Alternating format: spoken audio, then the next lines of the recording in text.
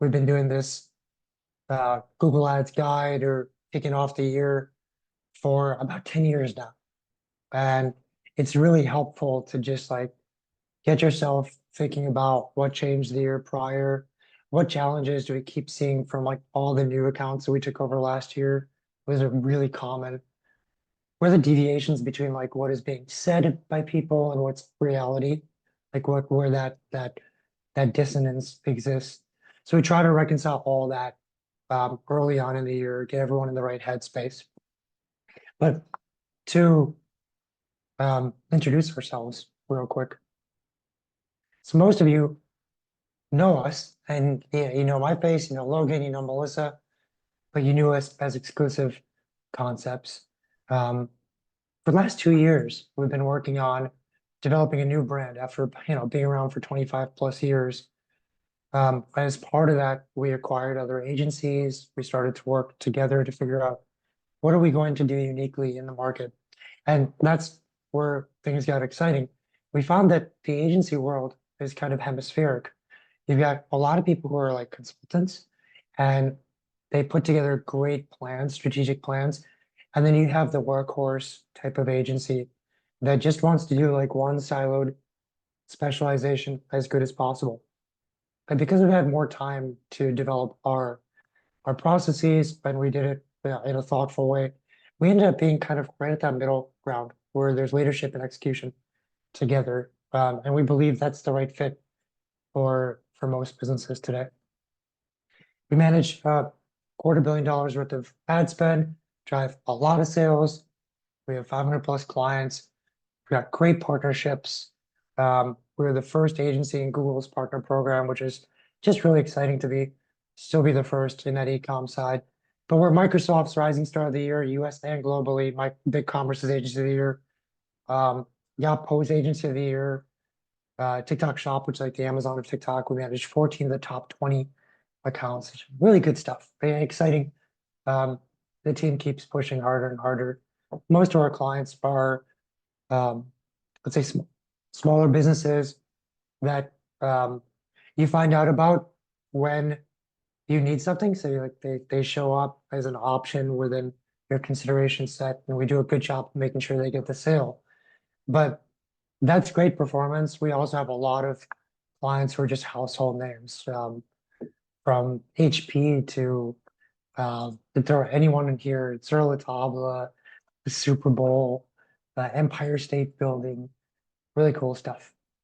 I've been here for almost 16 years now, and I joined to build our marketing solutions.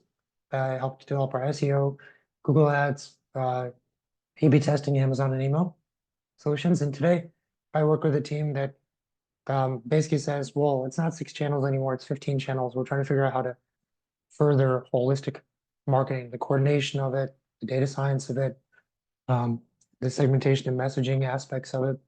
So I lead that strategy team now, and I also get to still play host to these webinars. Hi, everyone. My name is Logan Durant. I'm our VP of Paid Media Strategy here at Agile. I've been at the company for almost 12 years now. I had the distinct pleasure of being able to launch our original Google Shopping service way back in 2012.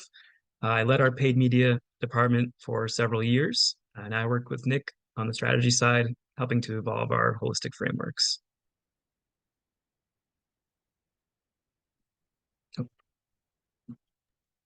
Awesome. And hi, everyone. I'm Melissa Nilton, excited to be back for another webinar to kick off the year. I'm a director of paid media here at Agile. So my role includes driving methodology and testing across all of our paid search platforms. So I manage the partnerships for both Google and Microsoft, and we're here to talk about Google today. I've been with with Agile since 2019, and it's been a fun time. And I'm excited to talk more about why paid media is so important.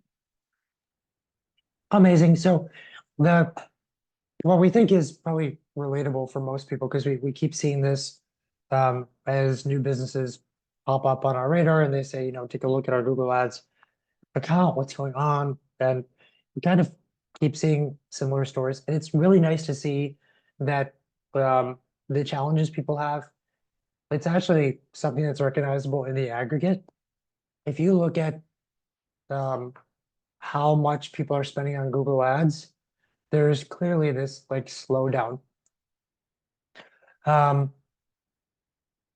We didn't see this much of a slowdown in the past.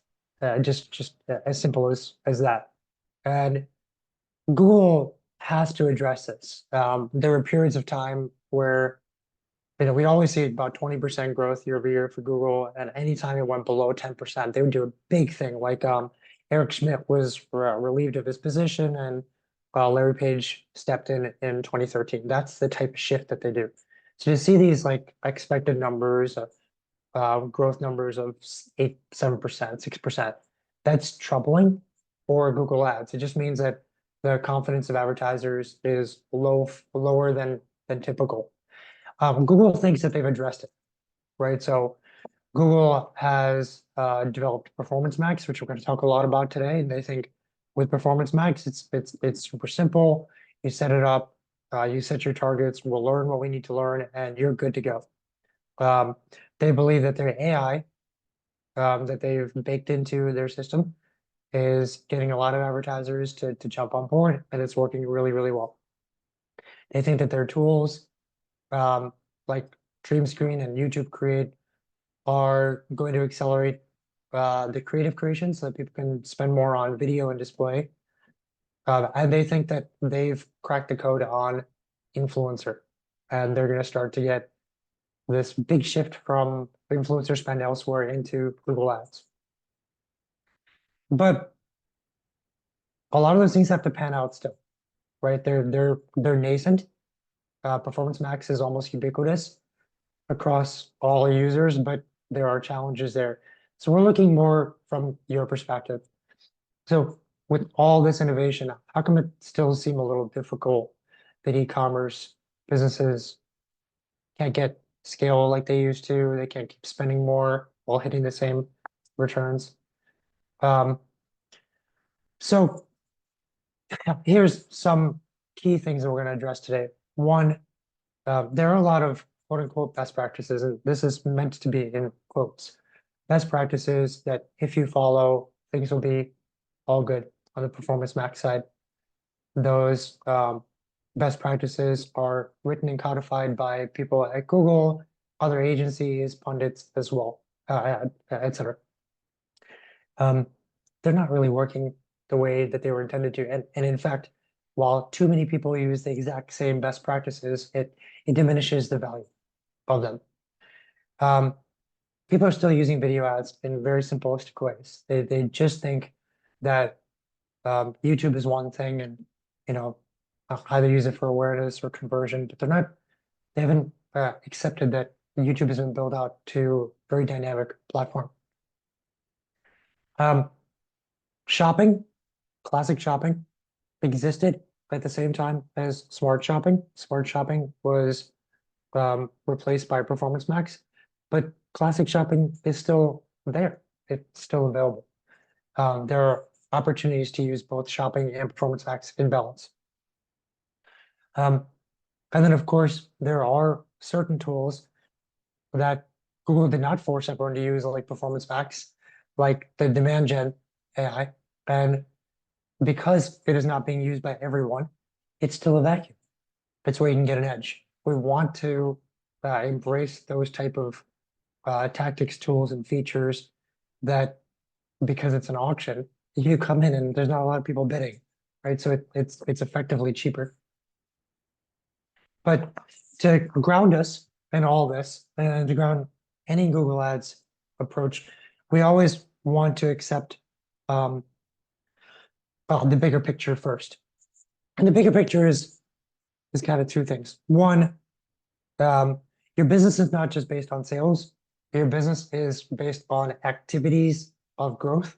There are certain things that happen in the ether that you want to cultivate. You want these energy fields to get bigger and brighter. You want a lot of people finding out about your cold awareness. You want people who search for your category to find you. That's consideration. You want past visitors to be remarketed to. That's conversion. Past customers to be remarketed to buy again. That's loyalty. And you want past customers to engage in reviews, likes, and shares. That's advocacy. Invest in these 5 things. They make you grow healthier. They virtuously support each other in a virtuous cycle. So you're more diversified. You're finding ways to invest that are less costly and they grow your business. But you don't just do that because it's good from a business standpoint as well. It also accepts the reality of all the things that have changed. If you look back at Google, Google was supposed to just be Google search. They didn't even have remarketing. It was just meant for consideration. But Google has built itself to have cold awareness targeting, remarketing, past customer lists, ways to get your reviews to show for advocacy. Every platform, the 15 platforms we manage, they've all rebuilt themselves in this concept of multiple desired outcomes, and they can be overlapped that way. But you do need to know where you're supposed to focus. Just because Google can offer everything doesn't mean you need to use everything. You have to find your vein. We call this a competitive strategy. What is your first move in marketing? If you are in a market where you have confidence that virtually every one of your customers, when they know they want something, they would know what to search for. Like they know the language of your category. It is materialized as a language. They'd search for it. They'd find you and your competitors in Google Shopping, Google Search, maybe Pinterest, maybe Amazon. But that search moment, that consideration moment, is pretty much going to happen every time someone wants to buy. Then you're in a search-based journey. Your fight, your focus competitively is, I always want to show up for the right keywords. I got to hold that down as much as possible. The more I grow with qualification and visibility, the faster I grow. That is my focus. Consideration and some conversion to convert those. If that language is not materialized, or you don't fit in that subset because you have a premium price, for example, you might be in a brand awareness side where your brand-based journey is predicated on you getting as much awareness as possible. So your investment is more like display, video reach. You're trying to develop demand. You need to figure out which one you're in because you're the bulk of your investment or the bulk of your return will be dictated by getting this part right. For search-based, you invest in consideration. For brand-based, you invest in awareness. And we're going to keep coming back to these concepts. So we ask that everyone takes a moment to think about what their journey type is. And I'm just going to throw this out there as a poll. And I'll tell you the prediction in a webinar like this, consistently 70% of attendees are search-based and 30% are brand-based. If we were doing a Yapo webinar or a Klaviyo webinar, it would be 37. We'll let this mature for another 3, 2, 1. Let's see how close we got to our prediction. Not bad. So a few more search-based journeys here than expected. That's because we're talking Performance Max, it's a very search-based. Or at least we think it is, right? So 3/4 of you see your charge in marketing as if I can show up in Google Shopping, Google Search, organically paid, YouTube, Pinterest, Amazon, Walmart, for the keywords and the categories I sell, I win. That's good. It simplifies everything. 24% of you say, nope, I gotta get people queued up with my brand. So, Logan, help us understand how to put that concept and just everyone who's investing in Performance Max start to highlight what's going on there because we know so many people are invested in Performance Max and they're scratching their heads why their business is not growing as fast as they thought they were. Yeah, absolutely. Thanks, Nick. Yeah, let's talk PMax. I think there's a lot to unpack here in terms of what's going on with these campaigns, what some of the common pitfalls are if you transitioned from standard shopping to PMax and saw performance drop. or having a lot of trouble scaling, there are clear things we can uncover that can help put you back on the path to scale. But first, we start with the foundational elements of what is exactly Performance Max. What is this campaign type comprised of? First, we have the settings, and really the most important setting is that target ROAS or target CPA goal. Performance Max really has one directive. It's trying to hit a goal. And whatever goal you set, a ROAS goal or a CPA goal, it's going to drive towards. So it's absolutely vital that you choose a goal that's realistic, makes sense for your business, allows you to hit business objectives, but also allows the campaign to even get going in the first place, jumpstart and create that discovery process. Um, Other settings you have are separating new versus returning customers. It's kind of a often overlooked, relatively new feature. You can even indicate whether or not you want the campaign to automatically create assets for you. Listing groups are sort of a carryover from standard shopping. These are kind of like the product groups from standard shopping campaigns. And you can separate these product groups by all the classic variables like product type, brand, or even item ID. Some of the new things in PMax, as you all probably know, are assets. So Google is now giving you the opportunity to upload text assets, image assets, and video assets. So Google can then go across all of its different surfaces, display, discovery, YouTube, Gmail, and show ads there. It'll be ads to cold audiences or warm remarketing audiences. Now, when it comes to audiences, you can provide a bunch of audience signals in Performance Max. A lot of people get confused that they think that these are actually overt audience targets, and they're not. They're merely suggestions that you can give to Google about who you think is a good ideal person to go after.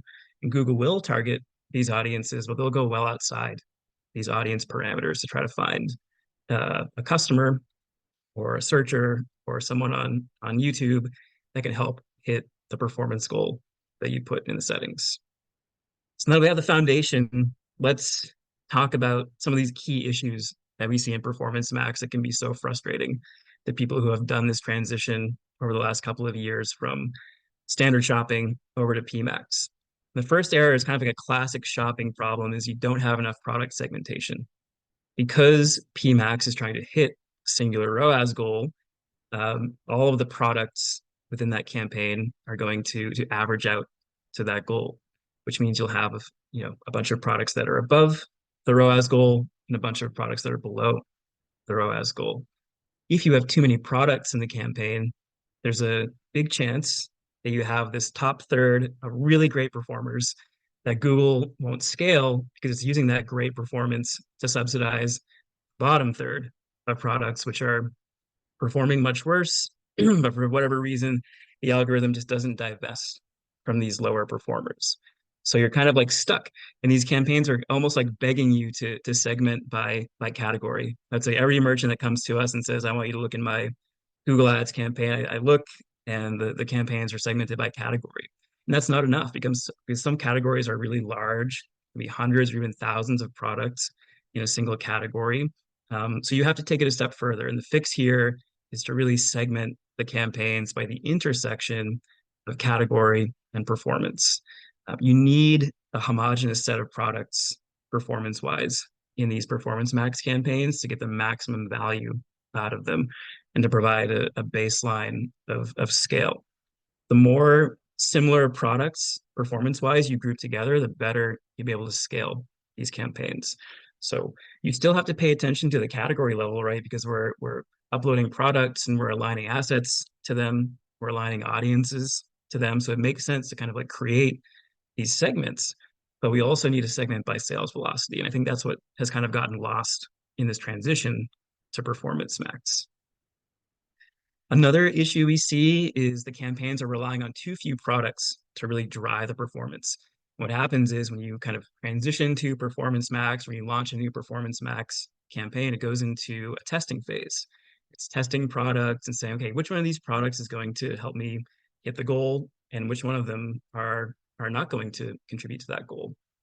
The problem is that some of these products get kicked out of the testing process a little too quickly. And they could be products that would succeed and drive a lot of revenue for your business, we then, sometimes see they turn into what we call like a zombie SKU. Are we seeing this on the screen here? Nick, I think we're seeing a camera on the screen. There we go. All fixed. So this is I love the graphics here. You have potentially a lot of products in your catalog that can turn into these zombie SKUs, kind of like never to resurface again unless you kickstart them.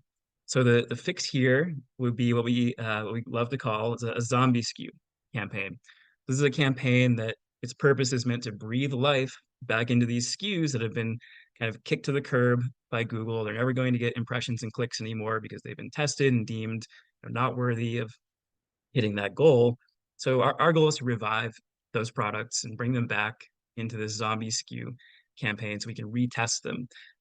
You want to make sure you do this with products that have a good chance of succeeding. So let's say you're looking at site-wide product sales and you're doing a comparison of, products that are selling on your website overall from other sources, but not selling on Google Ads. Those are great candidates for zombie SKUs or products that are have a competitive advantage and that should be good sellers.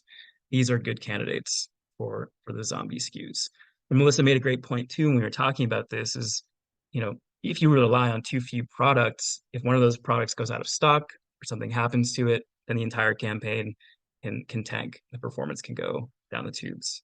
So it's important to kind of, not just leave all the testing to Google, but to kind of like force them to retest products every 3 or 4 months. All right, so one of the other key issues we see is not enough shopping impressions. So one of the great things about Performance Max is that it shows, ads across all these different surfaces, display, discovery, YouTube, Gmail, and that's great. But for most e-commerce merchants, the one place where they acquire the most new customers is on Google Shopping. So there's a chance sometimes that when you launch these campaigns, there's too much spend, too many impressions on these other surfaces, not enough on shopping. So you'll see your new customer acquisition slowing. You'll be scratching your head because you're targeting the same products as you were with standard shopping, but performance is just not as good. So we have some advanced reporting that can give us a breakdown of ad spend and revenue across these different surfaces and really figure out how much is going towards shopping.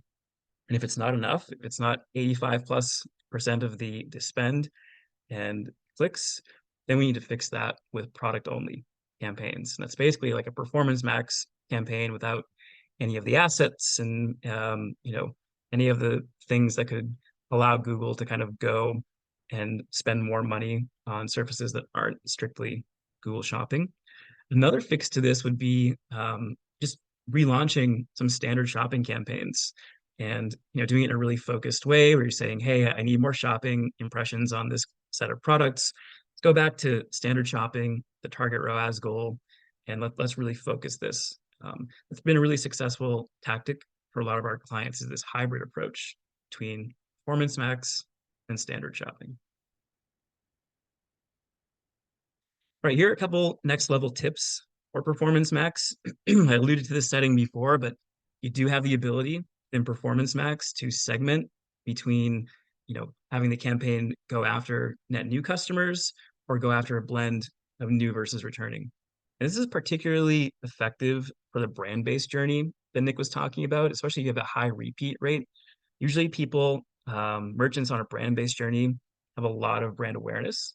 That brand awareness is usually garnered from elsewhere outside of Google, like if you have a big meta ad spend, if your meta ad spend is bigger than your Google ads ad spend, people are becoming brand aware through that or becoming brand aware through, traditional marketing.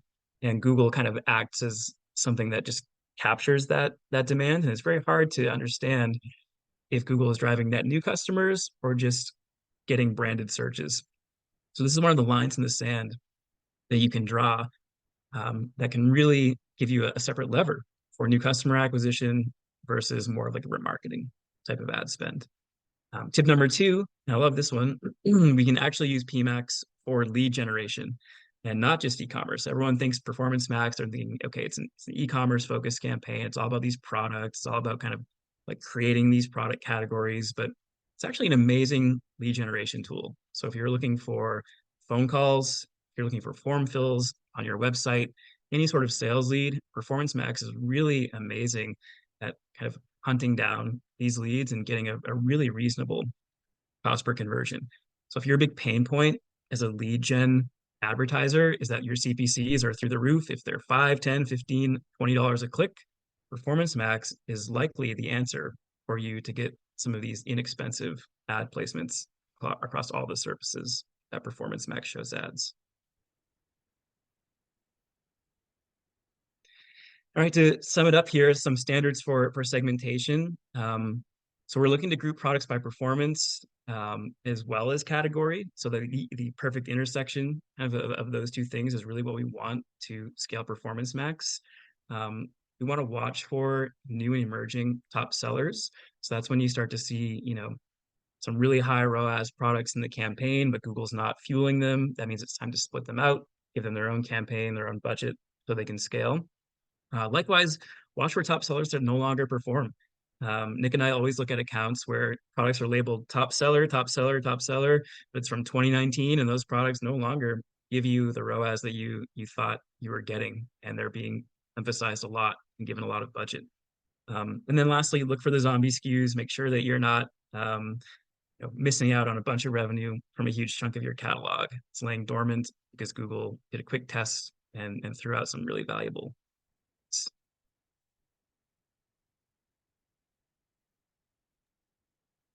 Awesome. And then an example we have of us using all the knowledge that Logan just talked about was for a client of ours that we fell into a similar pitfall that you guys might also be falling into. When PMax was launched, we were, very excited to test it. And for this client, we moved everything over to PMax, and then everything all of a sudden stalled.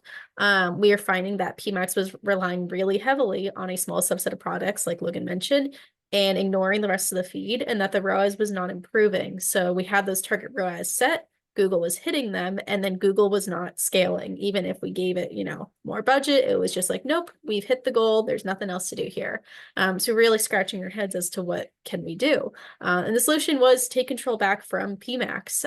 We leveraged those standard shopping campaigns, like mentioned, to drive higher PLA or product listing ad visibility, which is those shopping placements on the search enter results page, and testing that if product diversification would drive better performance. And it did. Our ROAS increased 15% following this test for shopping plus PMax performance, and as well as our total products receiving impressions increased. I think it increased by like 2 or 3 or 400 products receive more impressions, which is significant for this client. So yeah, the solution really was we can't just rely on PMax for those placements. And we also have an internal tool at Agile that lets us map where those placements are falling for PMax. So we can even see with time it dropping and then, prioritizing other placements, which is also a sign for us that shopping has to be pushed more because PMax is not choosing that placement. So yeah. This was a win for us of just standard shopping is still a really valuable tool that you cannot give up on and just trust blindly in PMax. Awesome. So, in 2013, we've always had a Google Ads audit. Well, we rebuilt it quite a bit around just observing that, around June or July of 22, so many. If you look at SEMrush, you look at your PLA visibility, so many e-commerce businesses had a lot of visibility, and then it just contracted to nothing in June and July. We knew that some of these observations we made were at play there.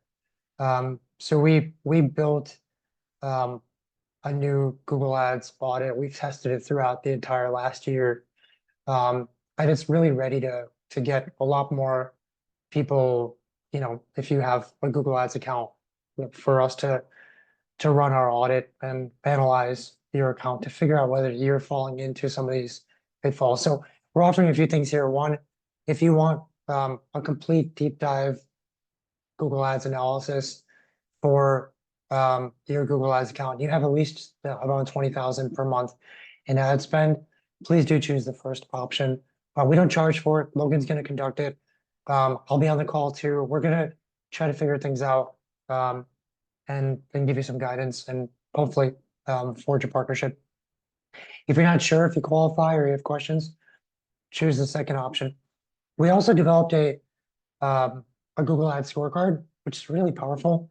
it just once a month, it goes and pulls a lot of data and organizes it in ways that really helps you figure out whether your allocations are sensible, whether you're actually making progress, not in ways that Google Ads reports on, but in ways that give you a strategic benefit.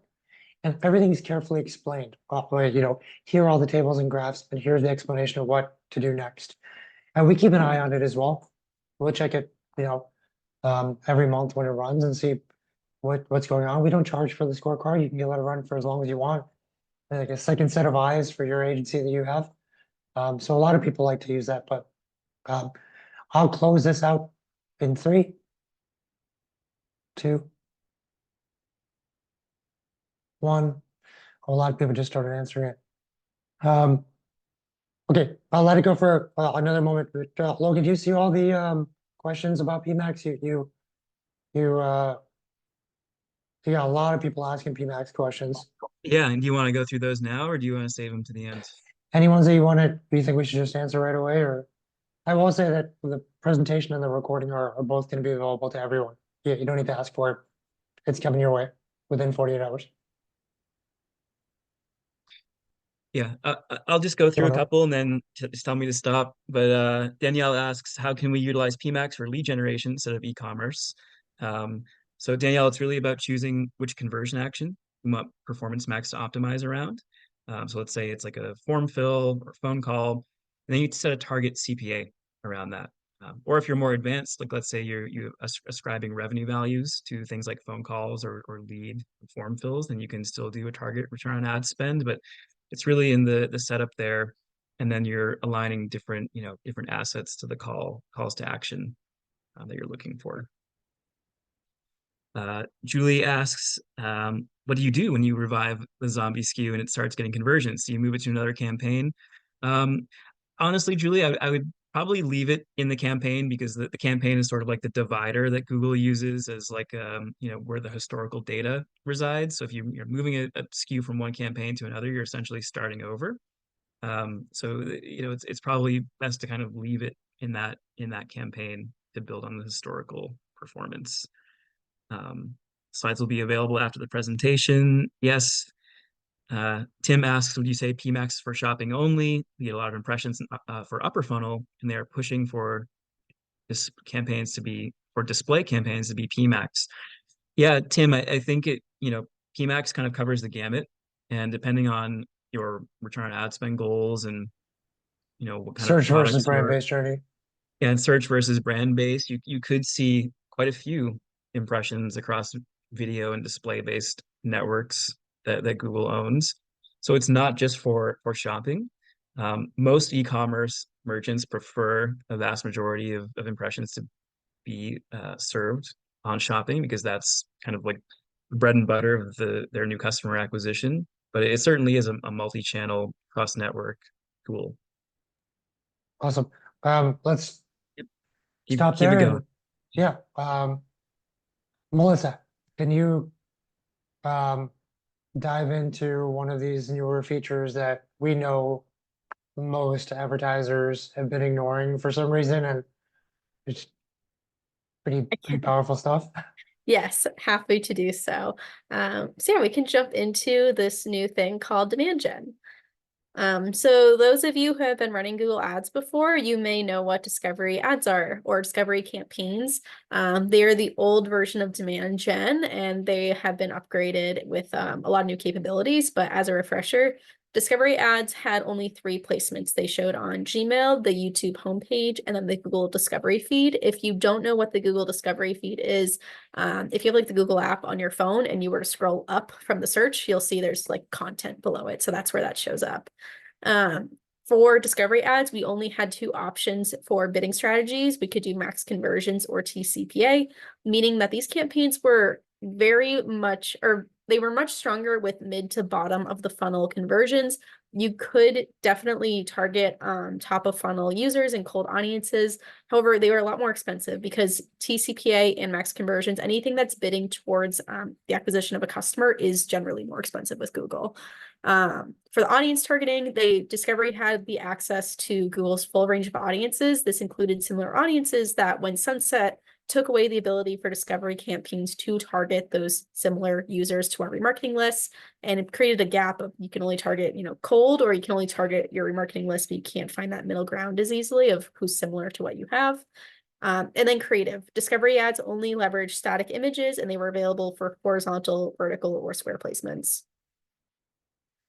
Now with demand gen, they've upgraded all of this. So while this stuff all exists, there's now another layer of opportunity for anyone using demand gen. The first thing is expanded creative. So while we can still use that static placements that they've had in the past, you can now add in video content, which expands your reach to then the entire YouTube interface, which is the second bullet here, that expanded reach. So along with showing on Gmail, YouTube homepage, and the Discover feed, you can now show in-stream. So in-stream means during ads or during YouTube content that you're watching on the YouTube app or on their website. You can also now show during YouTube Shorts, which is one of like the fastest growing video types that YouTube has now. You also have expanded bidding opportunities. So on top of using TCPA, max conversions, and that, you can also do max clicks, which now opens demand gen to that top of funnel opportunity that we can bid towards driving site traffic and not just towards an acquisition, which is much easier when they're lower funnel. Now you can target like an affinity audience and really get that traffic flowing. Another big bonus is powered by AI, which might sound ambiguous, but what this really means is Google's using the latest and greatest of their AI technology to drive conversions, and Google loves to sell that not only is this campaign type capturing demand, it is also creating demand, which is why it's called demand gen, demand generation. It is using the latest and greatest from Google. It's very exciting. All of their campaigns are, using AI to some degree, but this has the most AI that Google has available. And then also lookalike segments. So if you run ads on Meta, you may know this term, and Google's always used similar. They haven't used lookalike, but a lot of times they have similar capabilities. But now demand gen uses lookalike. So you can create a lookalike segment from 2.5% to a 10% lookalike. So it's the degree to which they are similar to your existing first-party data, which allows us to really drive performance and not have that dark spot anymore that Discovery had when similar was sunset. And so some top tips for demand gen. First is leveraging all those placements. So you could very much set up a demand gen campaign and do exactly what you did for Discovery and still run it. If you don't have YouTube content, you can still run demand gen campaigns without video content. But that doesn't mean that we should just fall into our old habits of using those 3 placements and the static images, especially with YouTube in-stream and Shorts, which are very engaging content. You can tell a story much better with video than you can with a static image.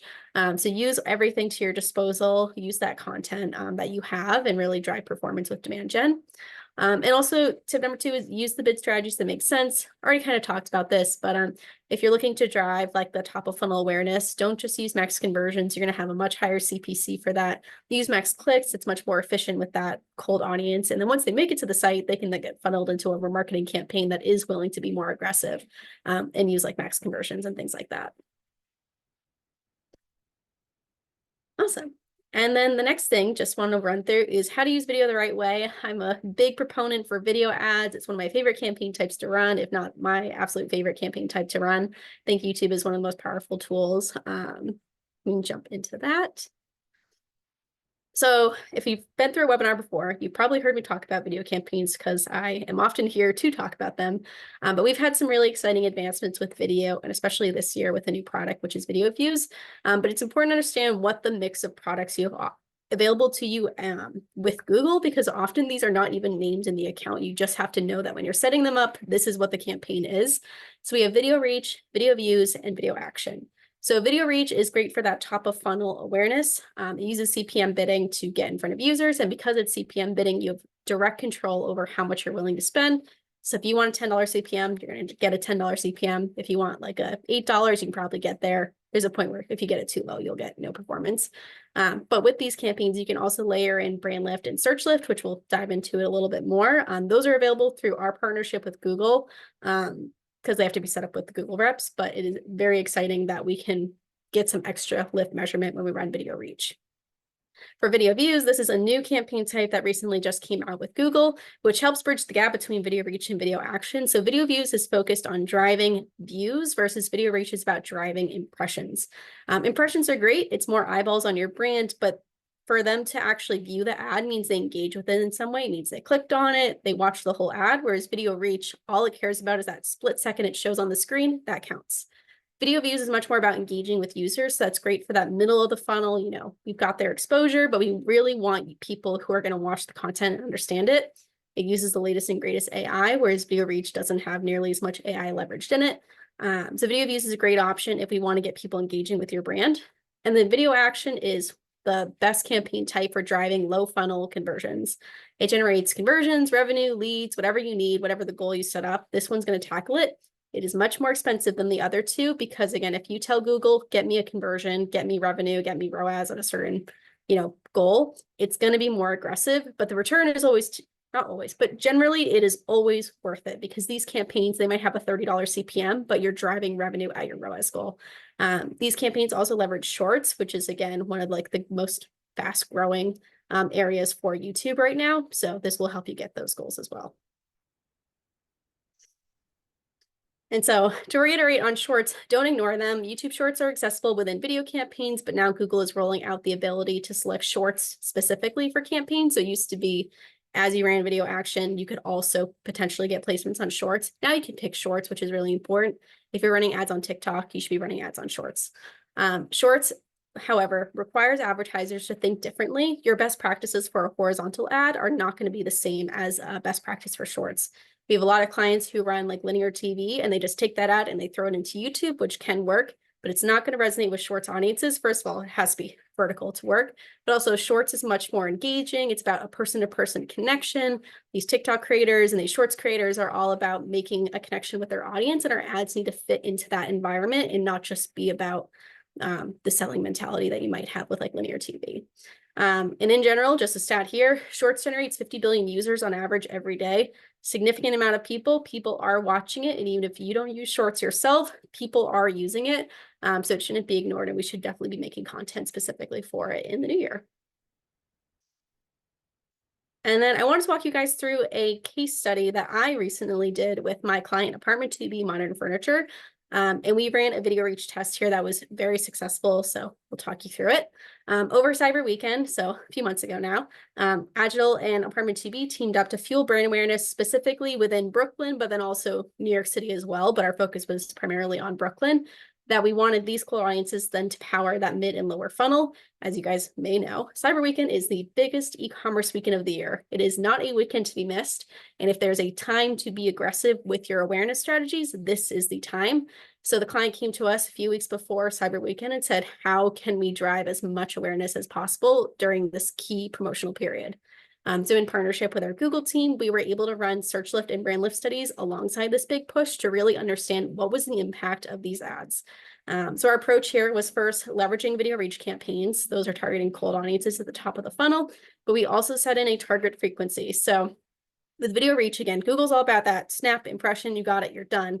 But when we set a target frequency, it ensures someone who is cookied at least is getting that ad multiple times. And for us, it was 3 times, which the theory is if they see it 3 times, it's going to better resonate with them than if they saw it once and forgot about it.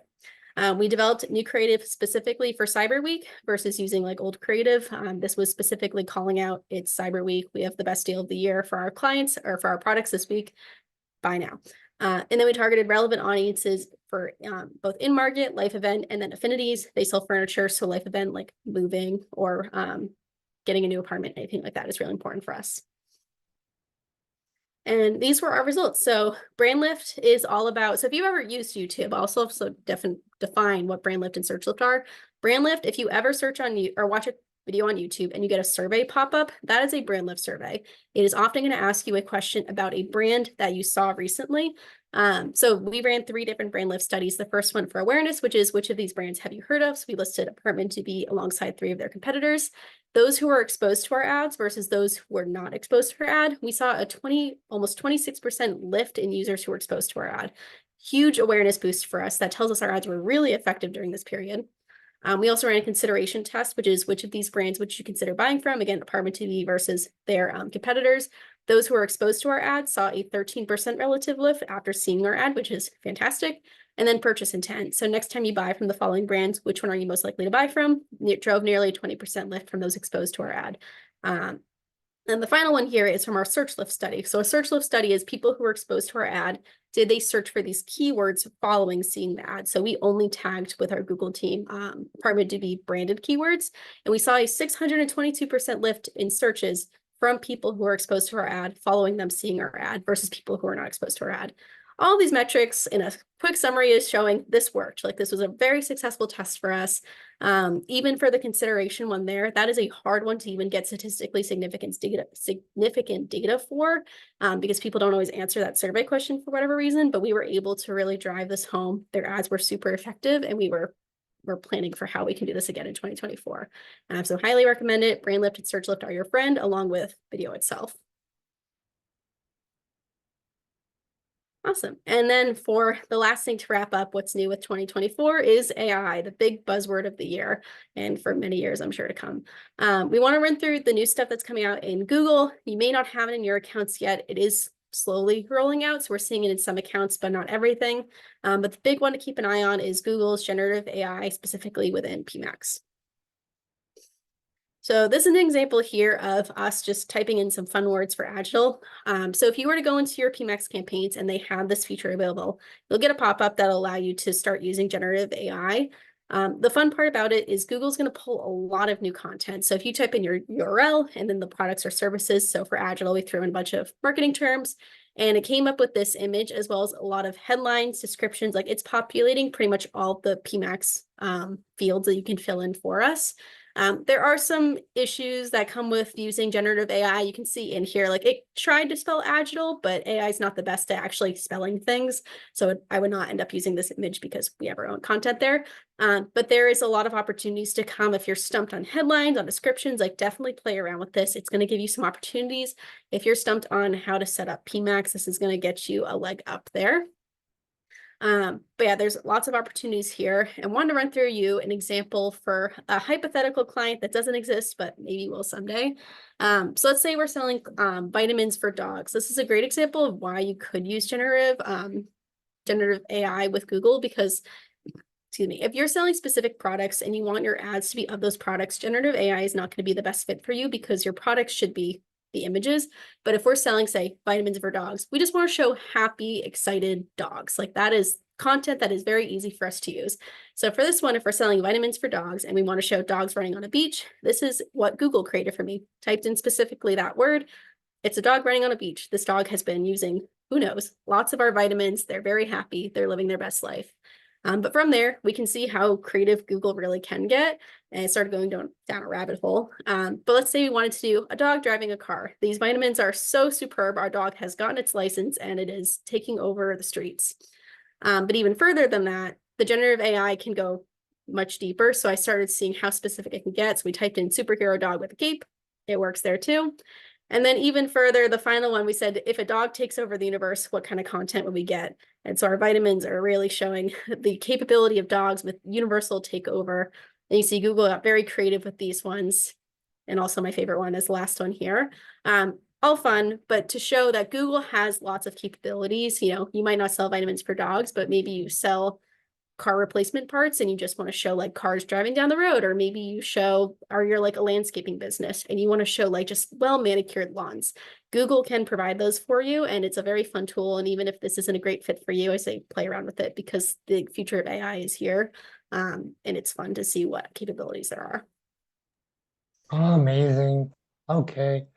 Well, we're gonna have to take a lot of questions because there's so many questions that have come through, but we have one more question for everyone here, which is, are you interested in having us essentially kind of work on planning the right marketing mix for your business and the right marketing strategy? I'll just highlight what this means. This is a free process. You'll be working with me as kind of the first step. I'm gonna understand your business goals, your current marketing mix, who your competitors are. We use a lot of tools that we built to scrape lots of content and understand where your competitors are investing in different channels, different parts of the VAC, and where it makes sense for us to try to compete. If you have ad spend in areas like Google Ads, Bing, Meta, TikTok, Pinterest, Amazon. I'll bring Logan in to help do a deeper dive on those sides. If we have a lot of opportunity we see empirically for SEO, email, conversion testing, or SMS, I'll bring in my colleague, Rebecca Antonellis. And if you decide to work with us on Google Ads, for example, then you might be lucky enough to have a specialist like Melissa on your account who is, someone who's full master of execution. But yeah, if you're interested in this process, this is how we start every partnership. It's the first of many strategic conversations that we'll have every single quarter. It's what we can do with the least amount of technology built into your system.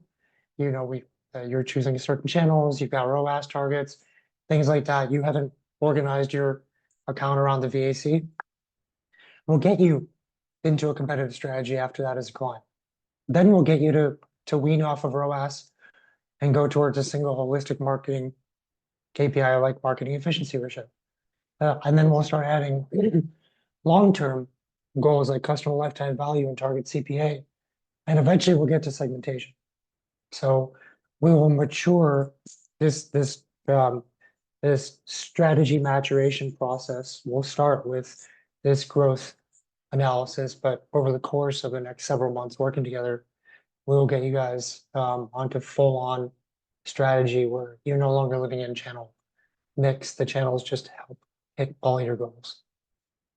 So I'll keep this up for a few more minutes because we take, I don't know how many questions there are here. It must be 40, 50 questions. But Logan, you probably had a little more time to review some if you want to choose one or two while Melissa takes a closer gander.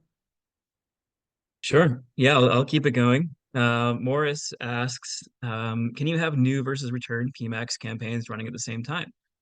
Yes, absolutely can. I think that's kind of the goal. And really what you want to do is set a much lower ROAS threshold for the new customer acquisition campaign and a higher ROAS threshold for the returning.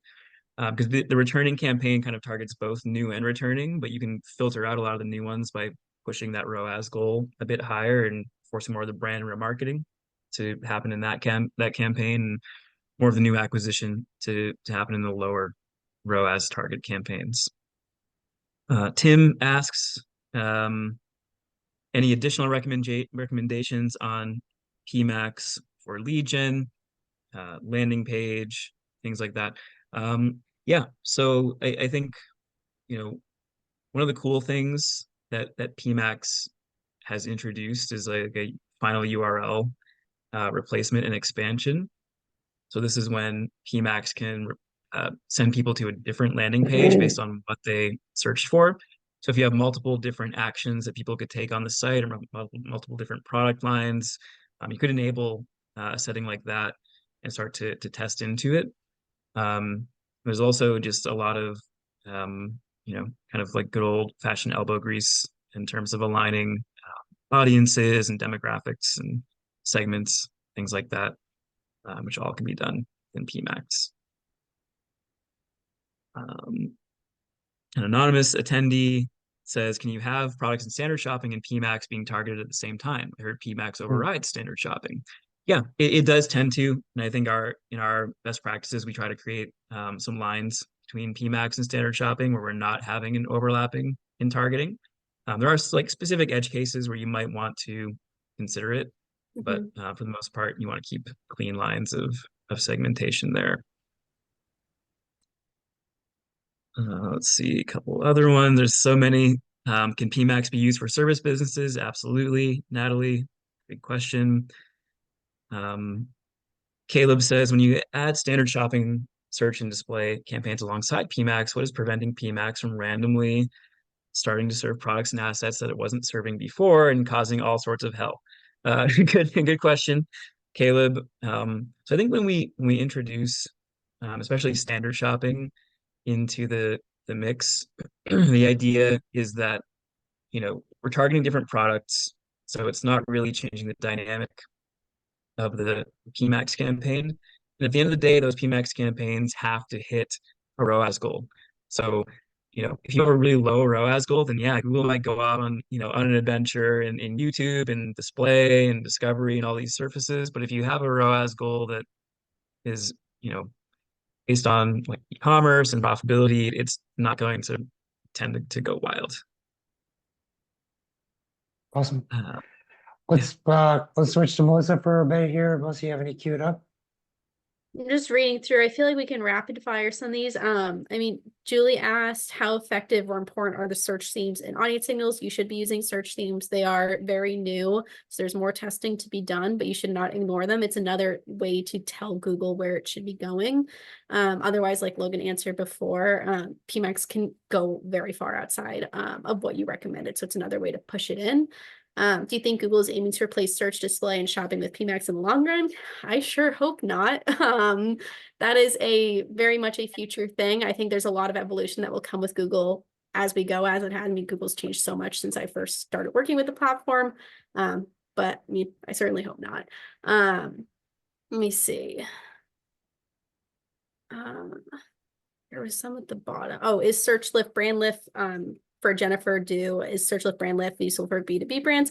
Search lift and brand lift is great for truly any campaign type. It is a just added layer of measuring your video campaign performance. The caveat is you have to have a certain level of statistical significance in order for that data to populate. So you have to have enough impressions. So it means spending over a longer period or spending a ton at once, like for Cyber Week or something like that. Where do you find generative AI features inside Google Ads? For PMAX, when you build a PMAX campaign, you should get a pop-up. If the pop-up doesn't come, then it's not in your account yet, but it'll come soon. It's rolling out for everyone. There's so many questions. You guys have great stuff. Are video action campaigns still beneficial to B2B rather than B2C? Absolutely. I have clients that I run video action campaigns for that are B2B. It's just understanding your business, making sure that you're bidding at the right times. Like for B2B, we're not going to spend heavily during December because everyone goes home for the holidays, but it certainly can work. The biggest takeaway for both PMAX and video action that some of these questions have is it's all about the conversions you're bidding towards. If you are setting the right goals, Google's going to be on the right track for them, and obviously you have to optimize still. But for all of these, if you set the right conversion goals, whether it's quote fills for B2B or e-commerce sales for B2C, you're going to help Google go in the right direction.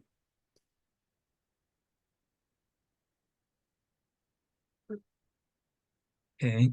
I can give you a breather, Melissa, and I'll jump back in. So let's see. Julie asked an interesting one. What's your general thought on excluding brand from PMAX? So I think that is an interesting one. To me, I think if you do, you probably want some other PMAX campaigns that are going after brand.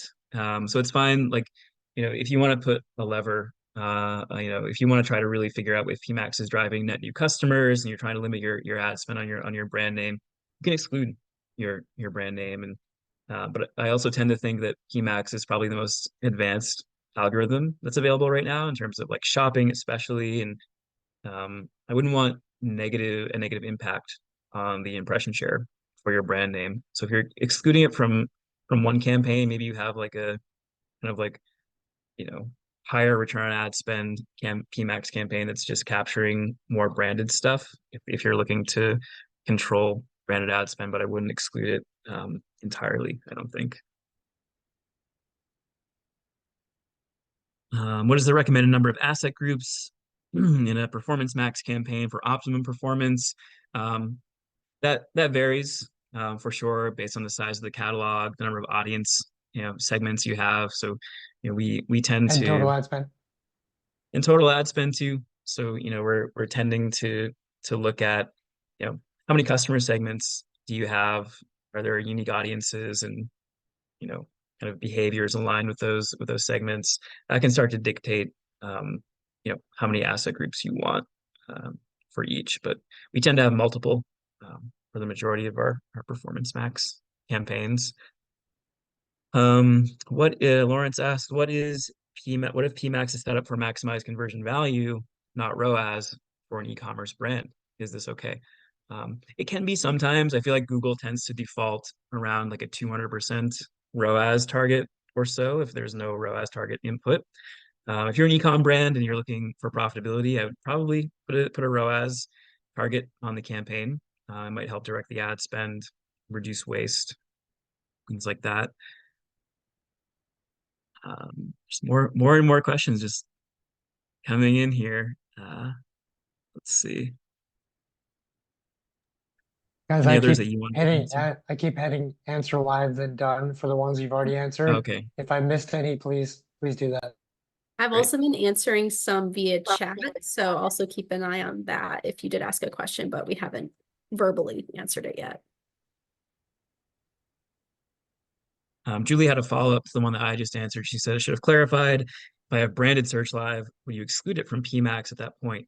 I still wouldn't, because your products can still show for branded search within Google Shopping results. So that those are ad impressions that I would still want for You your might have products. new products, seasonal products, high selling products, great gateways to bring people in and convert high. It's also important to note that exact match trumps PMAX. So if you have exact match for your brand terms, those will not show in the PMAX. They will be defaulted to your search campaign. So they should still target separately, and you'll have visibility on both campaigns.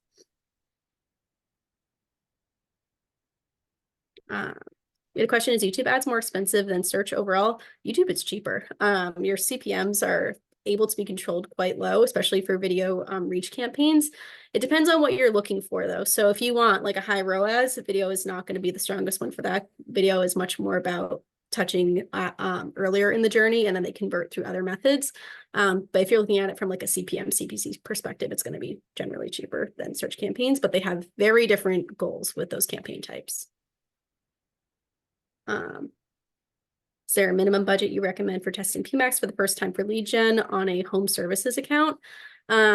I always say for any campaign type, the minimum should be $1,000 for a month. But generally we push for even more, especially depending on the industry you're in. If you're in a really competitive lead gen industry, like I know like certain like medical, lawyer, anything like that, those CPCs are off the charts. You're going to blow through your budget in a few days. So it does depend, but a general, very high level rule of thumb, minimum $1,000. Yeah, especially if you're in home services like flood restoration or something that has like $100 cost per click. You're not going to get very far with it with too low. So definitely looking more like 5 to 10. Okay,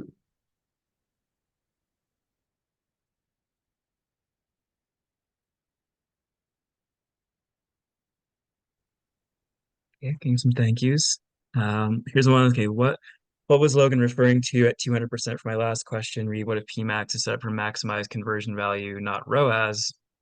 Yeah, so Lawrence, I was saying that Google, if it's just trying to maximize revenue, it's not going to spend more ad spend than it achieves in revenue for the most part. So the campaign is trying to get some sort of multiple on the ad spend. Even if you don't put a ROAS goal in, if you're just trying to maximize conversion value, Google will tend to shoot for maybe like 200% return. So we kind of see these campaigns like settle at. If that's acceptable in terms of a return on ad spend for you, then you can keep it as is. If that is below a goal that you would consider to be profitable and impactful for your business, and you may consider going with a target ROAS strategy that is a little higher, something that aligns more with profitability. There's a good question about I think the Apartment 2B case study. This is great, but what was the revenue generated and the net profit related to spend? I think the right way of looking at that is there are certain clients where they've been running on short-term goals for a long time, like marketing efficiency ratio, where it's reconciling cash in, cash out at the end of each month. How, for every dollar we made, how many pennies went towards marketing. That can slow you down in terms of your overall growth. When we start to activate a balance between long-term goals, like net new customer acquisition and marketing efficiency ratio, we say our net new customers comes from awareness, consideration, and conversion. There's a bucket for that divided by how many net new customers come in. Sometimes you put a lot of money into an awareness campaign, and like Melissa was saying, you get a lot of activity. That activity matriculates to conversions. It's all part of one shared bucket. But as long as you're hitting a target cost per acquisition from those three buckets against your net new customers that is profitable in the long run against your customer lifetime value.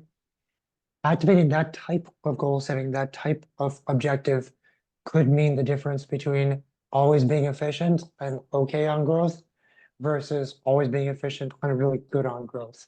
So it's a business maturation question as well. Like, where are you in your business, and are you looking to unlock more long-term growth? There's an entire science, there's rubrics, and there's formulas that we follow to help unlock that.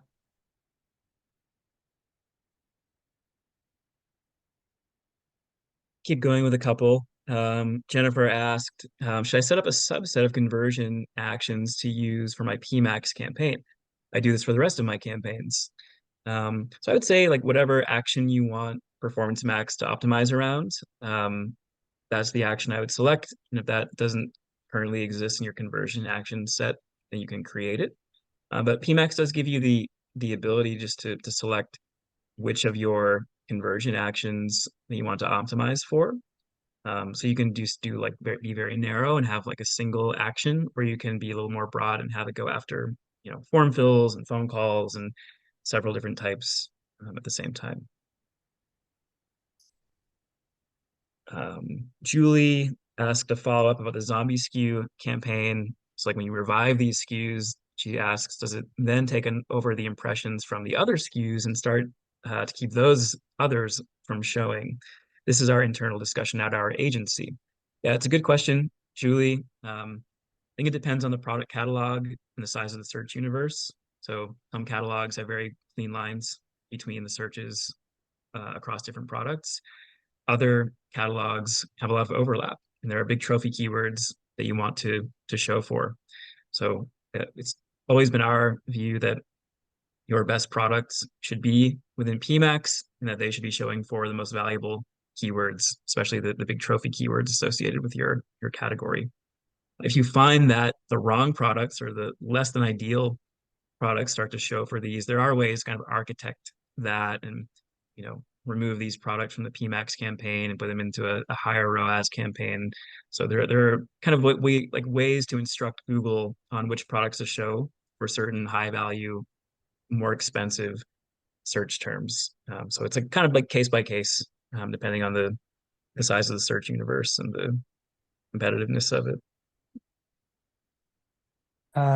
Christiana is asking a question: what's a good ads mix for a full funnel strategy for e-commerce, like one top, one mid, one bottom? My answer to that would be 90+% of our clients are e-commerce, and our ad mixes are quite different. But the ad mix is an output to several inputs.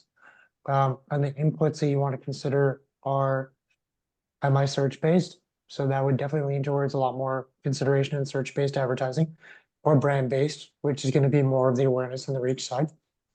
Do I already have an investment actively across certain ads where I could find where the diminishing curve return is, or diminishing returns curve? So you're looking into your data to find correlation to revenue while marketing efficiency ratio drops. So that kind of helps guide you through your existing investments towards the best outcome. There's also an input of, are you only focused on financial health right now? You just need great cash in and out. That's short term. Versus long term, where you'd want to drive net new customers. We definitely push towards the higher of the funnel. And the last thing is how much repeat customer engagement do you get? That dictates how much we invest into customer lists and loyalty and repeat purchases. So all these inputs determine, in e-commerce alone, a multitude. We've measured it out to about 90 different variations when you take these inputs, and luckily we built some technology that helps us input these things, and then one of the 90 combinations comes out with an ad type mix: distribution, target cost per acquisition, target cost per repeat sale, projected revenue, projected conversions, projected profit. So there's some science to be added there. Tiffany asked about service-based business and using PMax, said that they switched to PMax after, I'm assuming, use other channels on Google. And Google is costing more and more, which, yes, I understand that pain as well. CPCs are definitely going up. Do you have any experience with this and best practices? This goes into some of what we said earlier, which it really comes down to what we're tracking for conversions. PMax is going to go after what you tell it to go after. For e-com, it's normally a purchase, but for service, that's likely going to be whether they're requesting a code or they're clicking to call or anything like that. I'd recommend making sure you have the right things set up for PMax to ensure success there. If PMax doesn't know what to go after, or if it's going after the wrong things, that's going to hinder performance there. But we do have experience with service for sure. It's mostly the high level is making sure you're giving Google the right data to go after. Anonymous asked, is it better to have a single campaign with a single ad group and a single keyword versus unique campaigns with multiple ad groups, multiple keywords?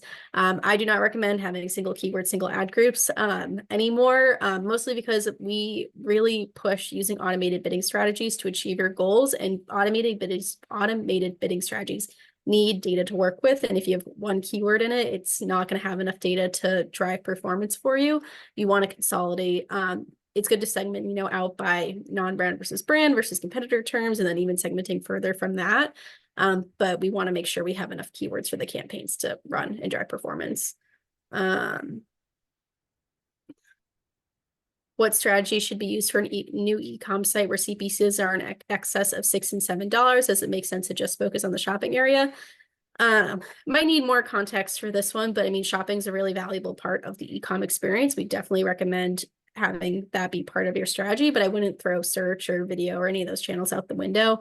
CPCs are expensive. Unfortunately, they grow slightly, typically every single year, and it depends on the industry you're in. I'd say beyond the CPCs, looking at the goals themselves, I think some of our clients do get caught up in how expensive CPCs can become, but that's where you can leverage Google's AI, like automated bidding strategies. You can use portfolio bidding strategies too that help you set caps on those CPCs, looking at other KPIs like search impression share and making sure you're visible for it. To help combat the fear of the higher CPCs. Obviously, if you're not hitting goals, that's a bigger question too. But using other tools to help get you there. I'm a big proponent of automated bidding, especially. As people have stayed for an extra 15 minutes, maybe we just both of you please answer just one more question and we'll bid adieu. Yeah, I can Lawrence had one final follow-up here that I can answer. He says, finally, where can you see the breakdown of the PMax campaign and see what is spending towards brand and what is spending to shopping? So it's kind of like a two-part question. Google doesn't give us full transparency into every single thing we'd like it to. We'd love to see, the spend on brand, non-brand, display, discovery, YouTube, remarketing. We can see some of these things though. So if you go in the Insights tab, you can start to see search concepts that people are typing in. You can see how many conversions they're driving and how much revenue they're driving. You can now select different time frames for that, so it's become more useful. You can get a pretty good idea of is this campaign just driving revenue from my own branded searches, or is it actually driving revenue from non-brand, kind of like probably new customer types of searches. The other thing is a little more difficult. So to actually see the breakdown of ad spend across shopping versus video versus display, you have to pull that data out of Google's API.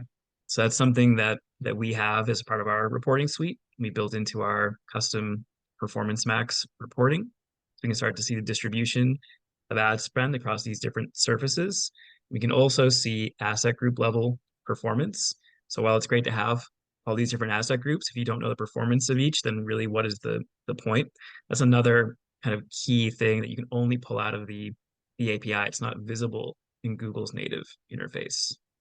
So some of these things you can see, you can glean from the Insights tab. Google's adding to it all the time in terms of features, but other things they, for whatever reason, have chosen to hide and keep only in the API. So And for my last one, since we have one on shorts, I'll answer that one. Do you think that videos that do well on Instagram and TikTok, like UGC and personal reviews, is from Christiana, also do well on YouTube shorts? Absolutely. There's a very similar demographic that's using Reels, that's using TikTok, that's using shorts. It's kind of your preferred platform is where you end up, but it is all very much the same content. So definitely if you're running things on Reels or you're running things on TikTok, would definitely recommend getting on shorts with that as well, especially if you're seeing success with those ads on those platforms. Thank you guys for taking so many. I think that was the 40th question we answered. Um, hopefully this was helpful. Thank you folks for spending your Wednesday with us. Hopefully we answered your questions in ways that are helpful. It's going to be a big year. If you start off right, you do a few of these things right now. That's 12 amazing months ahead of you. So hopefully we get some great conversations with several of you. I will say there were a lot of prompts in the polls that are setting us up for tons and tons of conversations. So Logan and I are poised for meeting many of you. Melissa, thank you for such deep and engaging content. Logan, thanks for cracking the code on PMAX. And again, folks, thank you for spending time with us. We'll see you in 2 weeks for our next webinar. Bye, everyone. Happy 24. Bye. Bye. Thanks, everyone.